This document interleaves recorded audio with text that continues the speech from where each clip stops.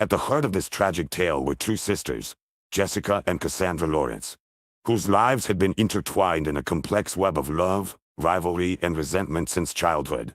Cassandra, the elder of the two, had always been the golden child, beautiful, accomplished, and married to the charming and successful architect, Dominic.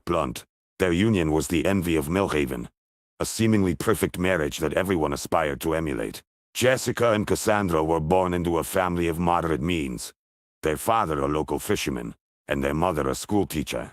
From an early age, it was clear that the two sisters were as different as night and day. Cassandra, with her gentle demeanor, was the pride of her parents. She excelled in school, was beloved by her teachers, and seemed to navigate the social waters of Millhaven with effortless grace. Her path in life seemed predetermined. She would go to college, find a respectable job, and settle down with a good man to start a family of her own. Jessica, however, was a force of nature from the moment she could walk. She possessed a wild spirit that both intrigued and unsettled those around her. While equally intelligent as her sister, Jessica's academic achievements were overshadowed by her rebellious nature and penchant for pushing boundaries. As they grew older, the differences between the sisters only became more pronounced. Cassandra pursued a degree in education, following in her mother's footsteps, while Jessica bounced between various majors, never quite finding her place. It was during this time that Jessica's manipulative tendencies began to surface. She would charm her way out of trouble, using her wit and allure to bend situations to her advantage. Jessica's relationships were always intense but short-lived. She seemed to thrive on the chaos of new romances, only to grow bored once the initial excitement faded.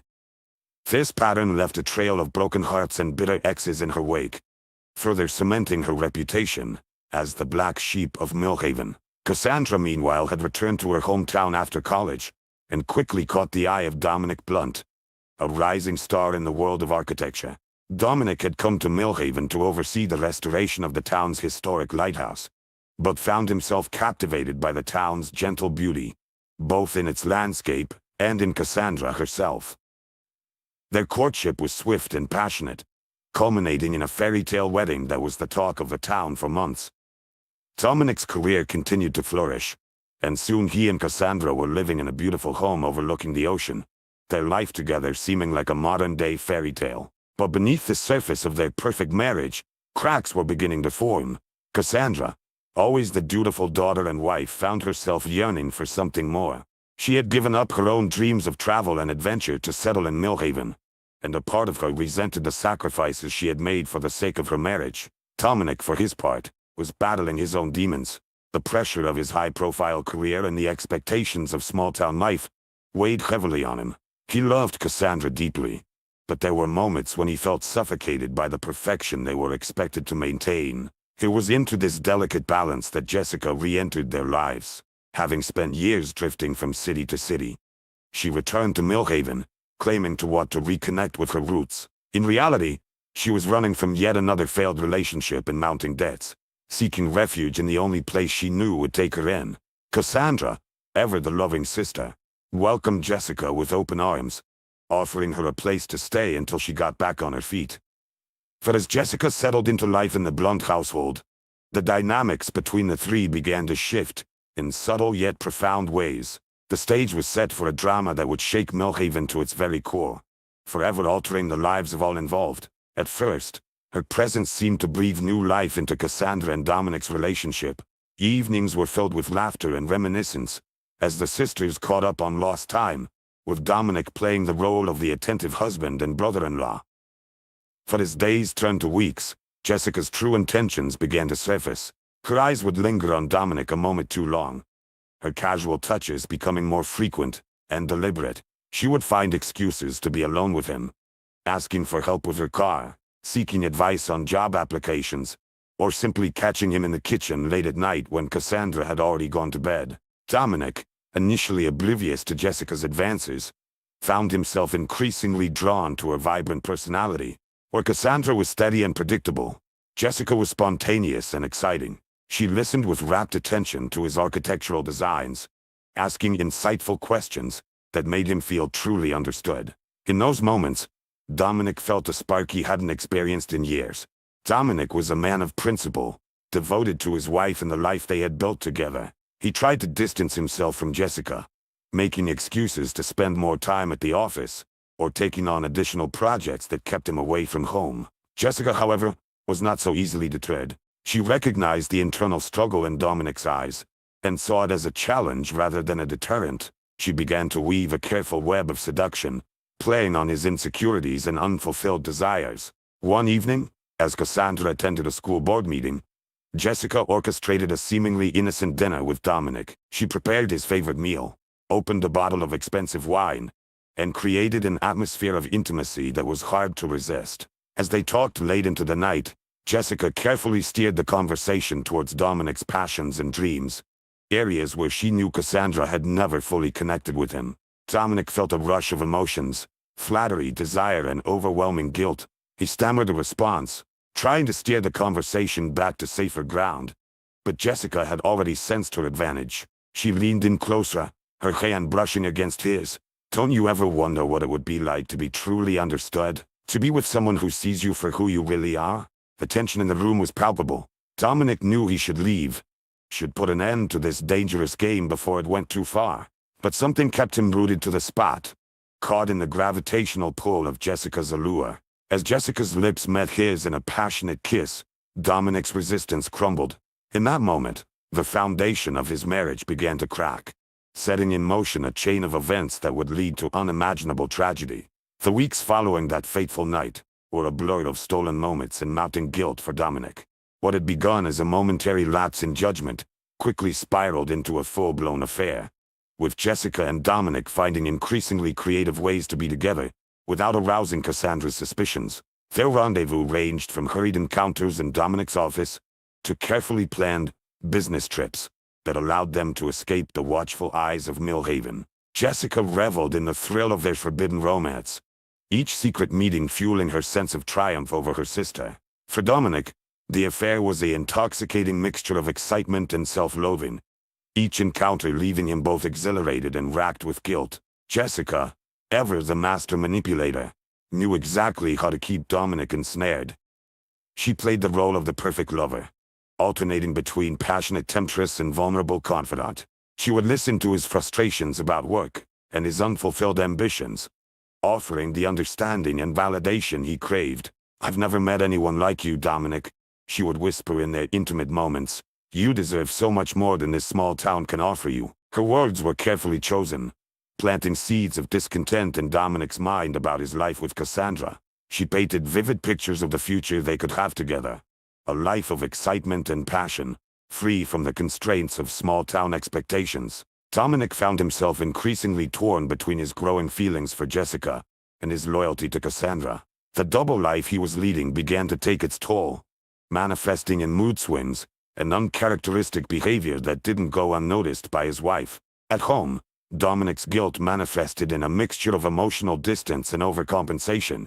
There were days when he could barely look Cassandra in the eye, and others where he would shower her with affection, driven by remorse. He threw himself into his work, taking on more projects than ever before, using his career as both an escape and an excuse for his frequent absences. Jessica, for her part, played the role of the doting sister-in-law to perfection. She would engage Cassandra in long conversations, feigning interest in her day-to-day life, while secretly reveling in her deception.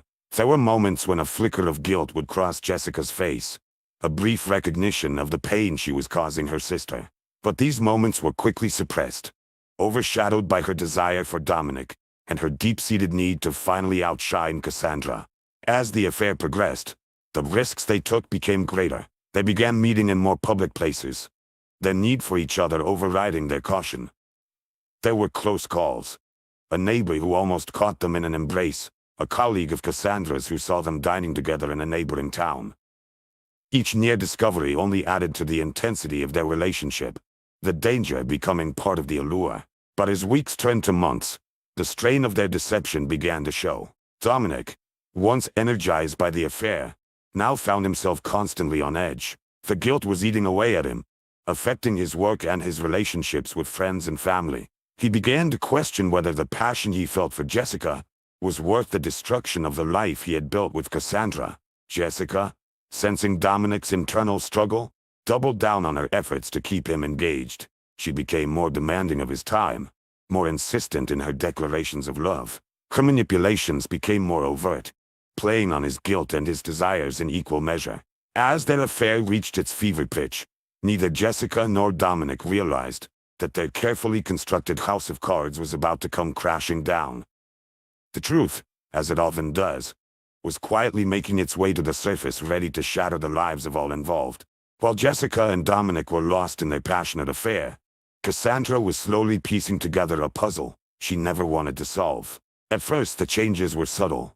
A lingering scent of unfamiliar perfume on Dominic's clothes, hushed phone conversations that would abruptly end when she entered the room, and an emotional distance that seemed to grow with each passing day. Cassandra, ever the optimist, initially chalked these changes up to work stress or a midlife crisis. She tried to bridge the growing gap between them, planning romantic dinners and weekend getaways, only to be met with half-hearted enthusiasm from Dominic. Her sister Jessica, ironically, became her confidant during this time, offering sympathetic years and reassurances that only served to twist the knife of betrayal deeper.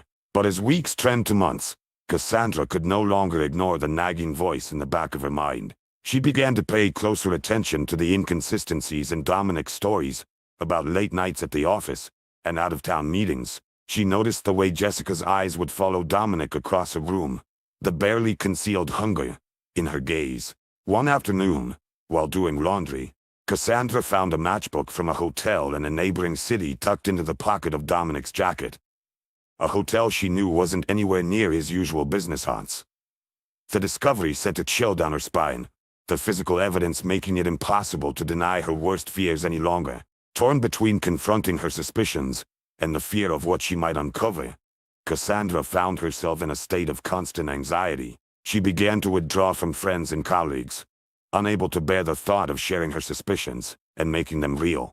Her sleep was plagued by nightmares, and she found herself watching Dominic and Jessica like a hawk, searching for any sign that would confirm or deny her fears. In a moment of desperation, Cassandra even considered hiring a private investigator, but the thought of strangers prying into her private life was too much to bear. Instead, she decided to confront Dominic and Jessica separately, hoping that one of them would crack under the pressure and reveal the truth. Little did Cassandra know that her decision to seek the truth would set in motion a chain of events that would lead to a confrontation more devastating than she could have ever imagined, forever altering the course of all their lives. The day of reckoning arrived on a stormy afternoon in late autumn. She had spent the morning steeling herself for this moment, rehearsing what she would say, how she would remain calm and collected in the face of potential heartbreak. When Dominic walked through the door, shaking rain from his coat, he was met with the sight of his wife standing in the room, her face a mask of barely contained emotion. The tension in the air was palpable, and he knew instantly that their carefully constructed facade was about to crumble. "We need to talk," she began, her voice quavering slightly despite her best efforts. "I know about you and Jessica." The color drained from Dominic's face, his mouth opening and closing as he struggled to find words. In that moment of stunned silence, Cassandra saw the truth written plainly across his features, and her last shred of hope evaporated. "How long?" she demanded, her voice rising. "How long have you been sleeping with my sister?" Dominic's shoulders slumped in defeat. He knew there was no point in denying it any longer. "Cassandra, I'm so sorry, it just happened." Cassandra cut him off with a bitter laugh. "You never meant to? What, did you trip and fall into her bed? How could you do this?" The floodgates opened, and months of pent-up suspicion and hurt came pouring out. Cassandra hurled accusations and questions at Dominic, her voice echoing through the house. Dominic, for his part, could only stand there and absorb her fury, offering weak apologies that did nothing to stem the tide of her anger.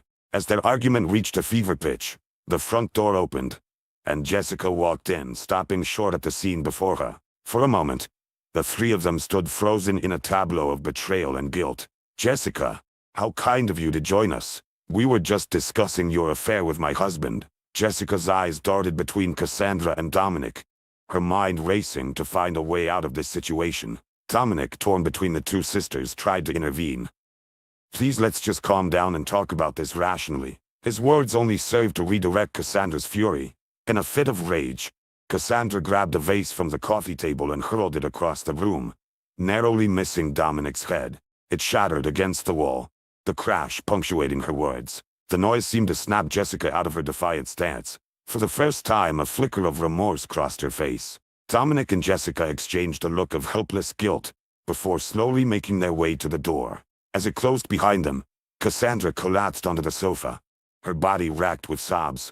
The life she had known, the future she had planned, it had all crumbled to dust in a matter of minutes. As the storm raged outside, Cassandra's mind was a whirlwind of emotions. Anger, shame, betrayal, and an overwhelming sense of loss. In that moment, she made a decision that would set in motion the final tragic act of this sordid drama. The bartender, a grizzled man named Hank, watched with growing concern as Cassandra knocked back drink after drink. He had seen his fair share of patrons drowning their sorrows, but something about the wild look in Cassandra's eyes set him on edge. "Another," Cassandra demanded, her words slightly slurred. Hank hesitated, but the steel in her gaze made him think better of refusing. He poured her another whiskey, neat, silently vowing it would be her last.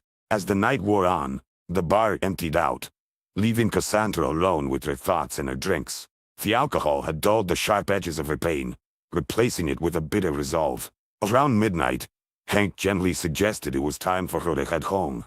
"Need me to call you a cab, miss?" Cassandra waved him off, fumbling in her purse for her car keys. "I'm fine," she insisted. "I just need to get out of here." Hank reached out to stop her, but Cassandra was already stumbling towards the door. As she stumbled into the parking lot, Cassandra managed to get her car started, the engine roaring to life in the quiet night. She pulled out of the parking lot, her vision blurred and her reactions dangerously slow. The winding coastal road stretched out before her, a ribbon of asphalt barely visible in the moonlight. As she drove, Cassandra's mind was a chaotic whirl of emotions: anger at Dominic and Jessica's betrayal, shame at not having seen the signs earlier, fear of the uncertain future that now lay ahead of her. The speedometer crept higher as she pressed down on the accelerator. It was on a particularly treacherous curve that disaster struck. Cassandra's dulled reflexes failed her, and she took the turn too fast. She felt the car begin to slide, tires screeching against the asphalt. In a moment of terrifying clarity, she realized her mistake, but it was too late. The guardrail gave way with a sickening crunch of metal, and suddenly Cassandra was airborne. Then darkness consumed her as the car plummeted over the cliff's edge, tumbling end over end towards the jagged rocks below. The first rays of dawn were just breaking over the horizon when Officer Liam Murphy received a call. A jogger had spotted a wrecked car at the bottom of Whispering Cliffs, a notorious stretch of coastline. Murphy, a seasoned member of Millhaven's small police force, felt a sense of dread as he made his way to the scene. The sight that greeted him was grim. The car, a silver sedan, was barely recognizable, having been crushed by the impact and battered by the waves. As the rescue team worked to extract the vehicle from its precarious position, Murphy began the somber task of piecing together what had happened. The license plate, miraculously still intact, quickly identified the car as belonging to Cassandra Blunt. Murphy felt his heart sink. He knew Cassandra, as did most people in Millhaven. The thought of delivering this news to her family weighed heavily on him. As the morning progressed, and the full extent of the tragedy became clear, whispers began to circulate through the town. Cassandra Blunt, dead in what appeared to be a drunk driving accident? It seemed impossible. Completely out of character for the woman everyone knew as responsible and level-headed. Detective Sarah Watson, called in from the nearest city to lead the investigation, sensed there was more to the story. Her keen eye noted details that didn't quite add up. The lack of skid marks on the road, suggesting no attempt to brake. The odd angle of the car's trajectory off the cliff. The fact that Cassandra had been drinking alone, something her friends swore she never did. When Watson arrived at the Blunt residence to break the news, she was struck by the palpable tension in the air. Dominic Blunt's reaction to his wife's death seemed oddly muted, tinged with guilt, and the presence of Jessica Lawrence, Cassandra's sister, in the house at such an early hour raised immediate red flags. In the days that followed Cassandra's death, Detective Watson immersed herself in the investigation, peeling back layers of Millhaven's seemingly idyllic surface to reveal the turmoil beneath. Her first step was to retrace Cassandra's final hours, a task that led her to the Rusty Anchor and its reluctant bartender Hank. Hank's account of Cassandra's state on the night of her death painted a picture of a woman in deep emotional distress. She was knocking him back like there was no tomorrow, he told Watson. Guilt etched on his weathered face. I tried to stop her from driving. This testimony conflicted sharply with everything Watson had heard about Cassandra, from friends and colleagues. The woman they described was cautious, responsible. Not someone who would drink to excess and then get behind the wheel. The detective's suspicions deepened. Watson's next focus was on Dominic Blunt and Jessica Lawrence. Their behavior since Cassandra's death had been odd, to say the least. Instead of grieving separately, they seemed to be leaning on each other for support. Their interactions marked by meaningful glances and hushed conversations that would abruptly cease when others approached. A breakthrough came when Watson interviewed Cassandra's closest friend, Olivia Chen. At first, Olivia was reluctant to speak ill of the dead, or cause more pain to the family. But as Watson gently pressed, the floodgates opened. Cassandra had confided in me just days before it happened, Olivia admitted, her voice quavering. She suspected Dominic was having an affair with Jessica. This revelation cast the entire case in a new light. Watson immediately sought to corroborate this information, digging deeper into Dominic and Jessica's recent activities. Bank records showed suspicious transactions, hotel bookings, expensive gifts, that aligned with times Dominic had claimed to be on business trips. As the evidence mounted, Watson brought Dominic and Jessica in for separate interviews. Under the detective's relentless questioning, their carefully constructed alibis began to crumble. It was Jessica who broke first. Yes, we were having an affair, she confessed, tears streaming down her face. Cassandra found out that night. We had a huge fight, all three of us. But I swear, we didn't know she'd left the house after we went. Dominic, confronted with Jessica's confession, finally admitted to the affair but vehemently denied any involvement in Cassandra's death. We made a terrible mistake, he said, his voice hollow with regret. But I loved Cassandra. I would never have wanted this. Watson believed they were telling the truth about not directly causing Cassandra's death. But she knew their actions had set the tragic events in motion. The detective's report painted a clear picture. Cassandra, distraught after discovering her husband's infidelity with her own sister, had sought solace in alcohol. Her decision to drive in that state, while ultimately her own, was the direct result of the emotional trauma inflicted by Dominic and Jessica's betrayal. In the end, no criminal charges were filed in relation to Cassandra's death, but in the court of public opinion, Dominic and Jessica were already condemned.